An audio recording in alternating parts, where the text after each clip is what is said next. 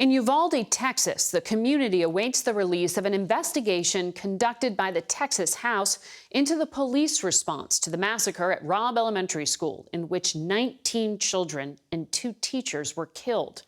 More than an hour of video from school security cameras will be shown to families along with that report. CBS News correspondent Lilia Luciano is waiting for the report in Uvalde. Lilia? Margaret, for too many parents in this community, it's too late. Answers will not bring their children back, but they hope this investigation will pave the way for some level of accountability and will prevent at least a delayed response like this one from happening in the future.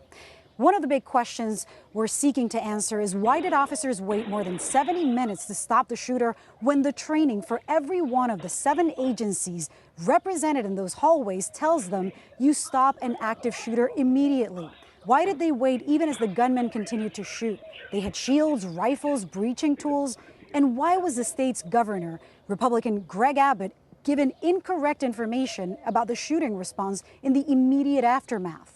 How do you feel about that now that you've seen the video? Well, just as angry because it's clear that what was shown on the video was the exact opposite of the information that I was given on the day that I went out and explained what happened.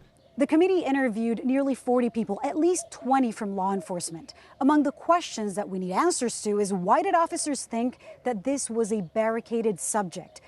Why did they wait when we know from previous police reports that there were discussions among officers about children being inside the classroom, about possible injured people inside? And we also know that early on in the timeline, officers were talking to dispatch. So who was getting the 911 calls from children like Mia Cerillo, who was calling from inside the room nearly 50 minutes before that door was breached? This is not the only investigation. There are at least 4 others, including one by the Texas Rangers and a federal one by the Department of Justice. That so-called critical incident review seeks to inform future policy, training, and apply lessons learned for other police agencies across the nation. Margaret. Lilia, thank you. We'll be right back.